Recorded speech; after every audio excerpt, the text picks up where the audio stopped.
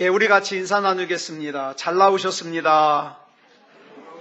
네, 은혜 받고 돌아갑시다. 예. 이 시간 우리 다 같이 사사기 7장 19절부터 23절 말씀까지 읽었습니다. 말씀의 제목은 하나님께서 찾으시는 바보입니다. 하나님께서 찾으시는 바보. 우리는 지난 시간에 13만 5천 명의 미디안의 대군이 이스라엘에 쳐들어왔는데 이들과 싸우기 위해서 이스라엘에서 모인 군인들의 전부가 3만 2천 명이라 그랬어요. 그런데 그 3만 2천 명 가운데 하나님께서 300명을 뽑아서 싸우게 하셨다는 내용을 살폈습니다. 근데 이 300명이 누구냐? 두려움이 없는 사람들이 아니에요. 두려워요. 두려움이 있긴 있지만 그 두려움을 하나님을 향한 신뢰로 이겨낸 사람들이라 그랬어요. 또 이 300명은 지금 당장의 목마름 앞에서 나는 누구인가? 나는 누구여야 되는가를 잊지 않은 사람들이라 그랬습니다. 그런데 여러분, 세상적으로 보면 이 300명의 용사들은 바보예요. 세상에 이런 바보가 있습니까? 300명으로 13만 5천 명의 적과 싸우겠다고 모였으니 바보죠. 바보는 바본데 그냥 바보가 아니라 오늘 말씀의 제목처럼 하나님께서 찾으시는 바보입니다. 이 300명의 바보들은 다른 사람들보다 특별히 힘이 더 센 게 아니에요. 더 똑똑한 것도 아니에요. 싸움을 더 잘하는 것도 아니에요. 이 300명의 바보들은 하나님께서 전쟁을 위해서 항아리를 준비하라 그러면 군소리 없이 항아리 준비해요. 전쟁을 위해서 횃불을 준비해라 그러면 군소리 없이 횃불을 준비해요. 나팔을 준비하라 그러면 군소리 없이 나팔을 준비해요. 예배가 중요하니까 예배에 생명을 걸라 그러면 군소리 하지 않고 예배에 생명을 걸어요. 기도가 중요하니까 기도에 생명을 걸으라 그러면 군소리하지 않고 기도에 생명을 걸어요. 이 300명 가운데 누구 한 사람도 아니 하나님 전쟁을 하려면 칼이 필요하지 창이 필요하지 항아리가 무슨 필요가 있습니까? 아니 전쟁을 하는데 횃불이 무슨 필요가 있어요? 전쟁을 하는데 나팔이 무슨 필요가 있어요? 묻는 사람이 하나도 없더라 이 말이에요. 만약에 하나님께서 이 300명을 뽑으면서 특별히 힘이 센 사람을 뽑거나 특별히 똑똑한 사람을 뽑거나 특별히 싸움을 잘하는 사람을 뽑았다면 저와 여러분은 알잖아요. 우리 자신을. 우리는 힘이 세지도 않아요. 똑똑하지도 않아요. 싸움을 잘하지도 않아요. 특별히 잘난 구석도 없어요. 그러면 우리는 애시당초 포기합니다. 나는 이 300명 속에 들어갈 수 없어. 그런데 이 300명의 구성원을 보니까 특별하지 않은 사람들이에요. 나랑 다 똑같은 사람들이에요. 이것은 곧 저와 여러분에게 뭘 얘기합니까? 나도 300명 가운데 들어갈 수 있다. 이걸 얘기해 주는 거예요. 그런데 이 300명 안에 들어가기 위해서 딱 한 가지 필요한 조건이 있는데 그 조건이 뭐냐? 바보가 돼야 됩니다. 바보가 돼야 돼요. 여러분 생각에는 용사가 되는 게 더 어렵겠습니까? 바보가 되는 게 더 어렵겠습니까? 사람들은 저마다 용사가 돼보겠다고 스펙을 쌓기도 하고 인맥을 맺기도 하고 열심히 돈을 모으기도 합니다. 왜? 그거 모아가지고 용사가 돼보겠다고. 남들보다 좀 더 잘나보겠다고. 그런데 바보가 되겠다고 애쓰는 사람은 없어요. 바보가 되겠다고. 그래서 바보가 되려는 사람도 없지만 바보가 되기는 무지 어려워요. 무지 어려워요. 왜냐하면 바보는요, 자기를 비워야 돼요. 바보는요, 자기를 내려놔야 돼요.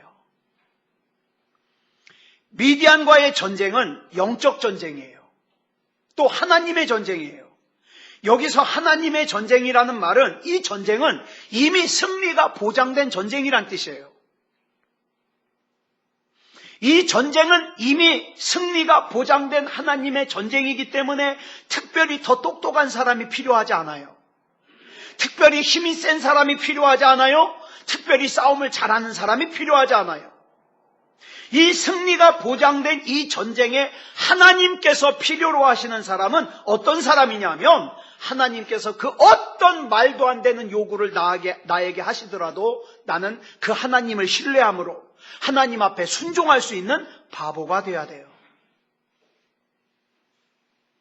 그래서 세상 사람들은 내가 이해를 해야만 순종하겠대요. 내가 납득을 해야만 순종하겠대요. 내가 나를 설득시켜야만 순종하겠대요.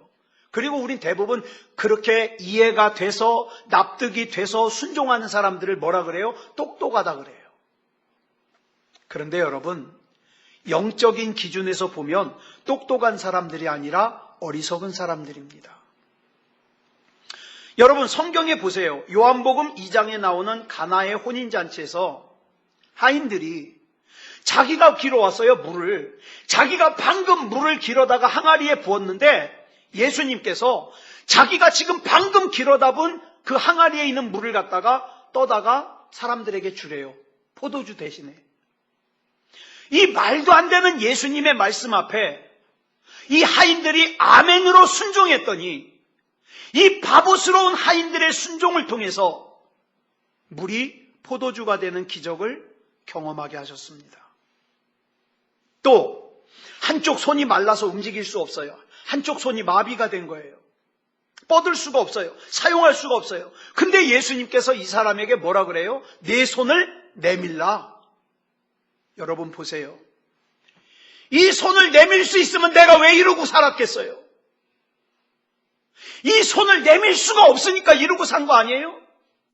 그런데 이런 말도 안 되는 요구를 예수님께 하셨을 때 아멘으로 순종해서 내가 할 수 있는 건 그냥 내미는 거예요.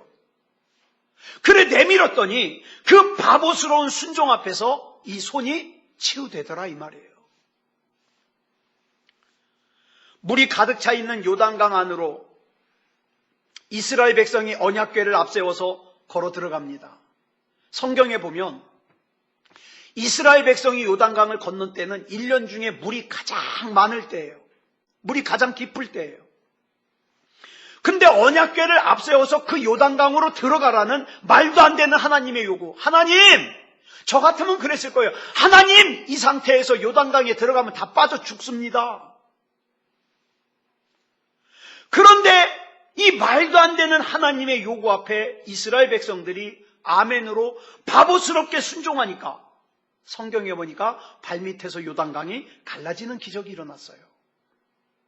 여러분, 이렇게 말도 안 되는 하나님의 요구에 아멘으로 순종하는 사람들을 우리는 뭐라고 불러요? 바보라고 부릅니다. 오늘도 똑똑한 사람들은 안 나와요. 위험하잖아요. 그런데 오늘 본문을 보면 이런 바보들이 전쟁 준비를 하고 있어요.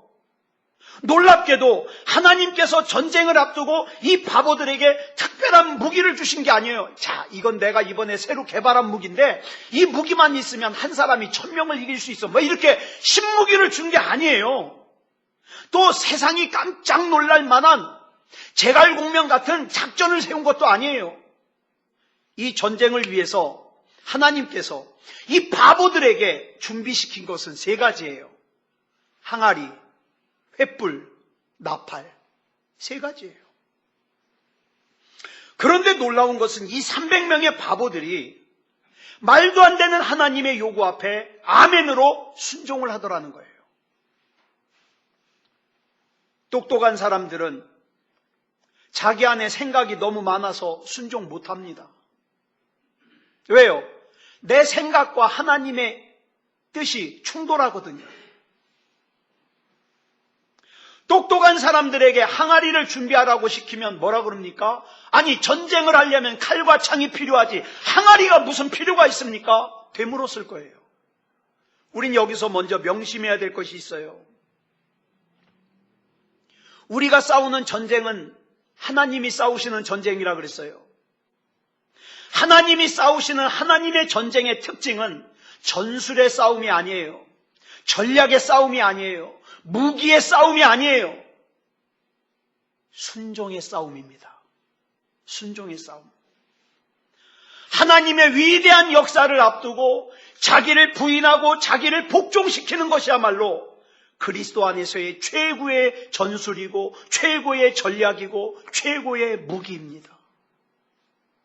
그렇다면 이 전쟁에서 하나님께서 정말 싸워야 될 대상이 누굴까요? 이게 중요한 거예요.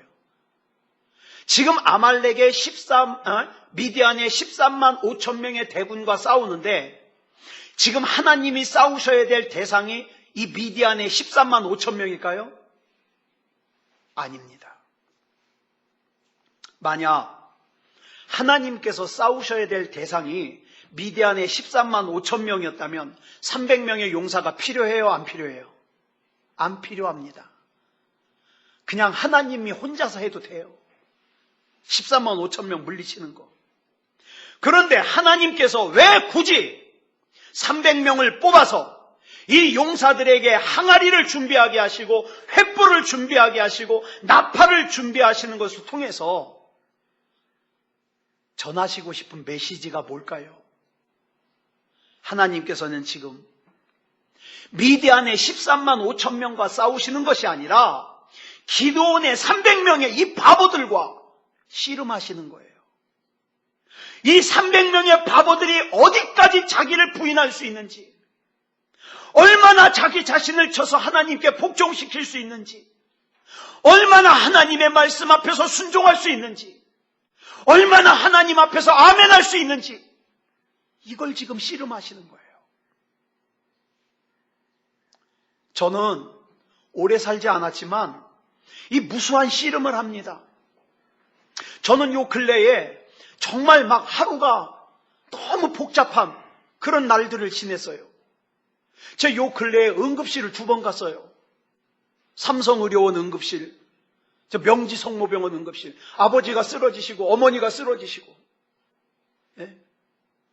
제가 가만히 보니까 요 몇 주 사이에 병원을 제가 몇 군데를 갔냐? 대학병원만, 큰 데만 6군데를 갔어요. 응급실 앞에서 조마조마한 마음으로 그렇게 기도합니다. 하나님, 여기서 저 더 몰아붙이시면 저 견딜 수가 없어요. 저 이길 수가 없어요, 하나님. 저 지금도 너무 힘들어요, 하나님. 기도해요. 자, 이 상황에서 하나님이 씨름하시는 건 누굴까요? 외부에 있는 어떤 상황일까요? 아니요. 접니다. 하나님은 저와 씨름하기를 원하시는 거예요. 왜? 제게 주시고 싶은 게 있는 거예요. 근데 그 주시고 싶은 것을 담을 수 있는 그릇이 필요하거든요. 창원아, 너 이것까지 이길 수 있겠니? 너 이것까지 견딜 수 있겠니? 자, 지금 답답한 상황이지 이것까지 이길 수 있을까? 이것까지 하나님의 말씀으로 반응할 수 있을까? 자꾸 씨름을 하는 거예요. 저와 여러분이 인생을 살다가 어려움 만날 수 있어요. 지난 월요일인가 저희 어머님이 쓰러지셔가지고 119를 불러가지고 누님 댁에서 명지성모병원 응급실로 가는데 제 조카가 되게 놀란 모양이에요. 저희 어머니랑 같이 있다가 그냥 막 얼굴이 하얘지면서 까무러치니까 막 비명을 질러가면서 저한테 전화를 했어요. 삼촌 빨리 와야 되겠어요. 이제 갔어요. 이제 누님이 응급차를 같이 타고 가고 제가 조카를 싣고 가는데 조카가 이런 얘기를 합니다. 삼촌, 나는 그동안 죽는다는 것이 나랑은 전혀 상관이 없는 일인 줄 알았어요. 그런데 제가 오늘 이 할머니 일을 경험하면서 정말 잘 살아야 되겠다고 생각했어요. 정말 하나님 앞에 바로 살아야 되겠다고 생각했어요. 이런 또 얘기를 하는 거예요. 징징 울면서. 생기기는요 산도둑같이 생겼어요. 키도 커가지고 막 우리 등치는 종덕이만 해가지고 막 수염도 막 더부룩하고 그런 애가 질질 울면서 삼촌 잘 살아야 되겠어요. 하나님 잘 믿어야 되겠어요. 응급실 가면서 계속 간증을 하더라고요. 여러분, 중요한 것은 그 일들을 통해서 저와 여러분이 하나님 앞에서 믿음다운 믿음이기를 원하시는 거예요. 이스라엘 백성들이 광야에서 40년을 지내는 동안 하나님의 씨름의 대상은 광야라고 하는 환경이 아니에요. 아말렉 군대도 아니에요. 뭘 씨름하냐? 이스라엘 백성이 어떤 상황 속에서도 하나님을 부인하지 아니하고 자기를 부인하고 자기를 쳐서 하나님께 복종시키고 하나님을 원망하지 않고 하나님께 불평하지 않고 하나님께서 어떤 요구를 하셔도 하나님의 말씀 앞에 아멘으로 순종할 수 있는 사람이 되게 하는 거, 그거예요. 그거 40년 동안 훈련시킨 거예요. 한마디로 말해서 하나님의 백성다운 하나님의 백성으로 만드시는 씨름, 믿음다운 믿음의 사람으로 만드시는 씨름이었습니다. 여러분, 여리고성 싸움 한번 생각해 보세요. 여리고성에서의 싸움은 하나님께서 여리고성 사람들과 싸우시는 싸움이 아니에요. 하나님께서 이스라엘 백성에게 뭘 요구하셔요? 너희가 앞으로 6일 동안 매일 여리고성을 한 바퀴씩 돌아라. 7일째 되는 날 7바퀴 돌아라. 요구하셔요. 도대체 여리고성을 정복하는 것과 여리고성을 도는 것이 무슨 상관이 있을까요? 우리는 성경을 통해서 이미 결과를 아니까 납득이 되지만 결과를 모르면 이해가 가요? 아니, 전쟁하는 것과 이 성을 도는 것과 무슨 상관이 있대? 이해가 가지 않았을 거예요. 그러나 이해할 수 없는 하나님의 요구 앞에서 이스라엘 백성들이 믿음다운 믿음을 가지고 순종하기를 기대하시는 이스라엘 백성들과의 영적인 씨름이 있어진 거예요. 오늘 저와 여러분도 마찬가지예요. 저와 여러분 삶 가운데 정말 이해 못할 일들이 일어날 수 있어요. 그러면 여러분 이렇게 생각하십시오. 너무 한꺼번에 다 이해하려고 하지 말고 지금 당장 내 앞에 있는 일, 요걸 믿음으로 해결하세요. 믿음으로 순종하세요. 그러면 됩니다. 믿음으로. 성경에 나오는 모든 전쟁을 보면 승패의 원인이 적군이 얼마나 강하냐 약하냐에 있지 않아요. 뭡니까? 그 적 앞에 있는 내 안에 어떤 믿음이 있느냐, 이것이 승패를 결정해요. 내 안에 어떤 믿음이 있느냐. 오늘 저와 여러분은 무엇으로 저와 여러분 앞에 있는 문제와 싸우시겠습니까? 예? 오늘 구청에서 두 분이 왔는데 시커먼 남자들이 나왔으면 제가 인상을 좀 쓰려고 딱 하고 있었는데 예쁜 아가씨 두 분이 나와서 인상을 쓸 수가 없어요. 그래가지고 잘하고 이제 돌아간 것 같아요. 여러분, 참 답답한 상황이죠. 예배 드리는 것이 억압을 받는 것 같은 느낌이 들고. 예. 그게 제가 구청과 그 다음에 주민센터에서 계속 전화가 오는데 이렇게 얘기했어요. 우리 교회에서 할 수 있는 한 떨어져서 예배 드리고 손소독제도 준비해놓고 명단도 작성하고 교회 소독도 하고 다 하겠습니다. 그러나 예배만큼은 안 드릴 수 없습니다. 이렇게 얘기를 했어요. 그랬더니 구청에서 그러면 한번 나가봐야 되겠다고, 그래서 오늘 나오신 거거든요. 여러분, 누구 사람이 잘못됐겠어요? 아니요. 우리가 따지고 들어가 보면 그 영적인 배후에는 뭐가 있을까요? 악한 마귀죠. 예? 예배를 드리지 못하게 하려는, 믿음이 쇠약하게 만들려는 악한 마귀가 있겠죠. 그 악한 마귀의 계략 앞에서 지금 나는 어떤 믿음으로 서 있는가, 이게 중요한 거죠. 이 영적 씨름이에요. 자, 그러면 이 영적 씨름 앞에서 하나님께서 준비하라 그런 것이 세 가지가 있는데, 첫 번째가 뭐라 그랬어요? 항아리라 그랬습니다. 본문에서 하나님께서 준비하라고 한 항아리는 저와 여러분의 연약함을 뜻합니다. 항아리는 깨지기 쉬운 존재예요. 약해요. 그런데 사람들이요, 이 깨지기 쉬운 항아리 안에다가 뭔가를 자꾸 담으려고 그래요. 열심히 담으려고 그래요. 그러다가 한순간에 이 항아리가 깨지면 다 소용없어져요. 저는 우리 주변에서 이 항아리에다가 뭔가를 담으려고 욕심껏 담으려고 애썼지만 한순간에 항아리가 깨지는 바람에 허무해지는, 허탈해지는 사람들 여럿 봤어요. 이 항아리 안에 뭔가를 담아야 이 항아리가 무기가 될 수 있거든요. 뭘 담아야 될까요? 하나님의 능력을 담아야 됩니다. 저와 여러분 항아리예요. 내 힘만 의지할 때에는 패할 수밖에 없도다. 왜? 나는 항아리니까. 그런데 그 약한 깨지기 쉬운 항아리 안에 하나님의 능력을 담으면 뭐가 됩니까? 강력한 무기가 됩니다. 그런데 이 약한 항아리 안에 하나님의 능력을 담기 위해서는 먼저 뭘 해야 되냐? 항아리를 비워야 되죠. 항아리 안에 자기 계산, 자기 생각을 가득 담으면 하나님의 능력이 담겨질 수가 없어요. 그래서 예수님께서 팔복 가운데 말씀하시기를 심령이 가난한 자는 복이 있나니 천국이 저희 것이며. 가난해요. 심령이 가난해야 돼요. 인간의 참된 행복은 내 안에 많은 것을 쌓아두었다고 있어지는 게 아니에요. 나를 비워내면서 시작돼요. 인간의 참된 행복은 나를 비워내는 걸로. 자, 지금 여러분 안에 여러분이라고 하는 항아리 안에 뭐가 담겨져 있나 한번 보세요. 빌립보서 2장 6절을 보면 우리 예수님은 근본 하나님의 본체세요. 그 예수님은 성자 하나님이세요. 예수님도 하나님이세요. 자, 그런데 좀 억울하지 않겠어요? 아, 왜 성부 하나님은 가만히 있고 성자 하나님인 나만 십자가를 져야 돼?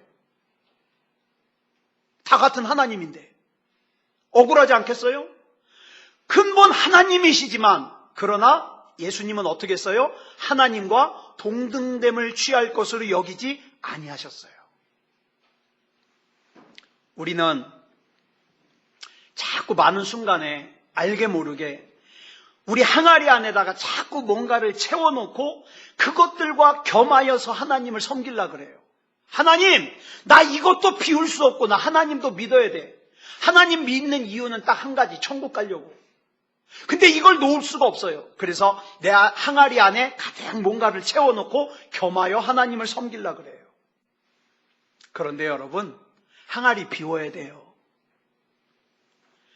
그렇다고 항아리 비우는 자체가 목적이 되면 안 돼요. 항아리 비우는 것은요, 꼭 그리스도인 아니라도 비울 수 있어요. 참선을 하던가 명상을 하던가 그래도 비울 수 있어요. 문제는 비우는 것으로만 만족하면 안 되고 그 비운 곳에 반드시 주님으로 채워야 돼요. 그래서 하나님께서는 300명의 용사들에게 명하시기를 항아리 안에 뭘 담아라? 횃불을 담아라. 횃불은 성령을 뜻합니다. 항아리같이 약한 존재 안에 성령을 담으면 세상이 감당할 수 없는 사람이 됩니다. 항아리 자체로는 무기가 될 수 없지만 그 항아리 안에 예수 그리스도를 담고 성령을 담으면 세상을 이길 수 있습니다. 아담과 하와는 하나님의 말씀을 거역하고 선악과를 따먹었죠. 선악과를 따먹은 다음에 하나님의 형상을 잃어버렸어요. 깨져버렸어요. 그런데 저와 여러분이 예수 그리스도를 구주로 영접하는 순간 아담과 하와가 잃어버렸던 그 하나님의 형상을 회복했어요. 하나님의 형상을 회복하면서 동시에 영원한 생명과 하나님의 능력도 함께 회복했어요. 그래서 그 회복된 하나님의 능력을 예수 그리스도 이름 안에 담아주셨습니다. 여러분, 항아리 자체가 능력이 아니라 그 항아리 안에 담겨진 예수 그리스도가 능력이에요. 성령님이 능력이에요. 그렇게 항아리 안에 담겨진 예수 그리스도께서 우리와 함께 하시면서 약속하시는 게 뭔지 아세요? 이사야 41장 10절 보겠습니다. 시작. 내가 너를 굳세게 하리라. 참으로 너를 도와주리라. 참으로 나의 의로운 오른손으로 너를 붙들리라. 아멘. 다윗이 어떻게 골리앗을 이길 수 있었습니까? 다윗 자신이 대단한 사람이어서 그래요? 아니요. 여러분 다시 한번 말씀드릴게요. 성경에서 다윗이 처음 등장할 때 아버지 이새가 사무엘 선지자에게 자기 아들 다윗을 소개하는데 뭐라고 소개하느냐? 옛날 개혁 성경에는 말제라고 나오고 바뀐 개정 성경에는 막내라고 나와요. 막내. 이 막내라는 단어가 히브리어로 핫가톤이에요. 근데 이 핫가톤이라는 단어가 재밌어요. 이 단어는 순서상으로 막내라는 뜻도 있지만 또 무슨 뜻도 있냐? 등급이 가장 떨어지는 사람. 그러니까 이 다윗은 이새의 아들들 중에서 가장 덜 떨어진 아들이에요. 가장 부족한 아들이에요. 이걸 뭐로 알 수 있느냐? 다윗의 아버지 이새가 사무엘 선지자에게 자기 아들들을 소개하는데 8명의 아들들 중에서 7명은 소개하는데 누구는 소개할 생각을 안 해요? 다윗은 소개할 생각을 안 해요. 왜? 이 다윗이라는 아들은 아버지가 생각하기에 다른 아들들은 다 왕이 될 가능성이 있지만 그 아들들 중에서 제일 가능성이 없는 아들이 누구예요? 다윗이에요. 그래서 다윗아, 너는 가서 양들이나 지켜라. 소개할 생각을 안 해요. 그런데 자기 아버지에게조차 무시당하는 이 보잘것없는 항아리 같은 다윗 안에 하나님의 믿음을 품으니까 하나님께서 이스라엘 역사상 가장 위대한 왕으로 만드셨어요. 여러분, 그래서 저와 여러분이 하나님이 아니면 안 되는 거예요. 저와 여러분이라는 이 항아리 안에 하나님을 품어야 되는 거예요. 여러분, 이 세상의 가능성만 가지고 계산하지 마시기 바랍니다. 내 안에 하나님이 계신가? 이게 중요해요. 그 다음 세 번째로 준비한 게 뭐예요? 나팔입니다. 아직 전쟁을 시작하기 전인데도 하나님께서는, 여러분 이 나팔은요, 용도가 다양해요. 어쩔 때 쓰느냐? 전쟁을 할 때에는 진격 나팔을 불거나 아니면 후퇴하라는 작전 명령을 할 때 나팔을 불어요. 근데 여기서 나오는 이 나팔은 그런 용도가 아니라 뭡니까? 승리의 선포입니다. 승리야, 전쟁에 이기고 났을 때 부는 나팔이에요. 선포라고 할 수 있죠. 하나님께서는 저와 여러분이 선포의 나팔을 불기를 원하십니다. 내 눈에 보이지 않아도, 내 손에 잡히지 않아도, 내 귀에 들리지 않아도 하나님께서는 승리하게 하실 것이며 반드시 고쳐주실 것이며 하나님께서는 반드시 이기게 하실 걸 믿고 예수 그리스도 이름으로 명령하고 선포하는 거, 이게 나팔이에요. 안 될 거야. 이 문제는 해결이 안 될 거야. 그러면서 나팔도 안 불어요. 그러면 안 돼요. 육체의 질병이 치유되기를 예수 그리스도 이름으로 선포해야 됩니다. 내 삶의 문제가 해결되기를 예수 그리스도 이름으로 선포해야 됩니다.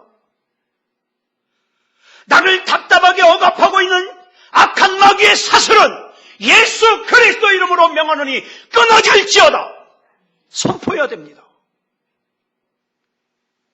본문에 나오는 300명의 바보들에게 하나님께서 본문 9절에서 뭐라고 말씀하십니까? 시작. 그 밤에 여호와께서 기드온에게 이르시되 일어나 진영으로 내려가라. 내가 그것을 내 손에 넘겨주었느니라. 이게 약속의 말씀이에요. 기드온아, 내가 저 미디안의 13만 5천 명 내가 너 이기게 해줄게, 이 뜻이에요. 근데 기드온이 이걸 믿어요, 못 믿어요? 못 믿어요. 저 같아도 못 믿어요. 진짜 저 같아도 못 믿어요. 그런데 하나님이 보실 때는 이 싸움은 이미 다 이겨놓은 싸움이에요. 그런데 기드온이 하나님으로부터 승리의 약속을 받긴 했지만, 그래도 칼이라도 줘야지. 항아리와 횃불과 나팔을 들고 어떻게 이 싸움을 싸워? 불안한 거예요. 이게 우리 연약함이에요. 하나님, 그래도 내 손에 당장 10억이라도 좀 쥐어주시면 내가 뭔가를 좀 할 수 있겠다 싶은데 아무것도 없는데, 나 몸도 아픈데, 나 이것저것 약한데. 아니, 나한테 할 수 있다 그러면 내가 이걸 어떻게 믿습니까? 약하잖아요. 그래서 하나님께서 기드온의 수준에 맞춰서 기드온에게 확신을 주시는데, 그래, 너 부하 한 명 데리고 미디안 진영 가까이 한번 가봐라. 갈 수 있잖아요. 300명 가지고 13만 5천 명과 싸우는 건 자신이 없지만 가서 몰래 진영을 엿보는 건 할 수 있거든요. 그래 갔어요. 세상에 가서 봤더니 와, 13만 5천 명의 군대들의 막사를 갖다가 가까이서 가보니까 더 대단한 거예요. 야, 이건 진짜 더 안 되겠다, 더 안 되겠어. 그래가지고 두려워 죽을 것 같은데 미디안의 보초병들이 지나가면서 자기들끼리 간밤에 꾼 꿈을 얘기를 하는 거예요. 야, 내가 간밤에 꿈을 꿨거든? 근데 아이 세상에 보리떡 한 덩어리가 저 이스라엘 진영 쪽에서 우리 쪽으로 막 굴러 들어오더니 우리 미디안의 장막을 탁 엎어버리는 거야. 기분 나빠가지고 나 이 꿈 꾸고. 그랬더니 여러분 꼭 그런 사람 있잖아요. 누가 꿈을 얘기하면 꼭 옆에서 해몽을 해주는 사람. 내가 보기에는 그 꿈이 아마 이스라엘의 하나님께서 미디안의 우리 모든 군영을 기드온에게 넘겨준다는 뜻인가 봐. 이렇게 자기들끼리 북치고 장구치고 해요. 자, 그런데 웃기는 게요. 하나님께서 기드온에게 내가 모든 미디안을 너에게 넘겨줄게 그럴 때는 못 믿더니 세상에 미디안의 보초병이 꿈꾸고 해몽하는 소리를 듣더니 용기가 생기는 거예요. 우리가 그럴 때가 있어요. 하나님께서 하나님의 약속을 그대로 저와 여러분이 못 믿으면 하나님께서는 내 주변 사람들을 통해서 또 그걸 갖다가 믿게 해주셔요. 믿게 해주셔요. 그래서 힘을 내요. 자, 오늘 말씀을 정리하겠습니다. 하나님의 씨름은 대적과의 씨름이 아니에요. 그 대적 앞에서 믿음다운 믿음이어야 되는 하나님의 백성과의 씨름이에요. 여러분 혹시 여러분 앞에 힘든 장애물이 있다면 하나님께서는 그 장애물과 싸우지 않으세요. 그 장애물이 해결되는 것을 담아줄 수 있는 믿음의 그릇이 우리 안에 준비되기까지 나와 씨름하시는 거예요. 나와. 그렇다면 하나님의 백성의 승리의 비결이 뭡니까? 출애굽의 인도자인 모세가 이스라엘 백성에게 외치는 외침 가운데 그 답이 나와요. 출애굽기 14장 14절입니다. 우리 같이 봉독하겠습니다. 시작. 여호와께서 너희를 위하여 싸우시리니 너희는 가만히 있을지니라. 아멘. 여러분, 믿음의 기도를 했으면 가만히라도 있어요. 괜히 난 안 돼, 난 끝났어, 이건 하나님 할아버지가 와도 안 돼, 이딴 소리 하지 말고 기도했으면 이게 최저예요. 가만히라도 있으라고요. 가만히. 입으로 은혜 털어버리지 말고 입으로 불신앙적인 얘기하지 말고 가만히라도 있으라고요. 가만히. 그래서 기드온과 300명의 바보들은 하나님의 말씀에 순종했고 하나님께서는 역사하셨습니다. 항아리를 준비하라 그러면 항아리를 준비하고 그 안에 횃불을 담으라 그러면 횃불을 담고 때가 됐으니까 항아리를 깨트려라 외쳐라 그러면 항아리 깨트리고 외치고 이 중에 가만히 보니까 특별한 기술이 필요한 게 없어요. 하나도. 항아리 깨트리는 거 무슨 기술이 필요해. 그냥 막 저 빼면 되지. 특별한 기술이 필요한 게 아니라 뭐가 필요하다? 믿음이 필요하다. 믿음이. 그래서 기드온의 300명의 바보들은 적군과 싸워서 이긴 게 아니라 자기 안에 두려움과 싸워서 이긴 거예요. 자기 안에 있는 염려와 싸워서 이긴 거예요. 자기 안에 있는 불신앙과 싸워서 이긴 거예요. 저는 저와 여러분도 내 안에 있는 두려움과 싸워서 이기기 바랍니다. 내 안에 있는 염려와 싸워서 이기기 바랍니다. 내 안에 있는 불신앙과 싸워서 이기기 바랍니다. 그리고 횃불을 높이 드는 거예요. 나는 약한 항아리지만 내 안에 계신 하나님은 강하시다. 강하시다. 그리스도인의 가장 강한 무장은 성령 충만입니다.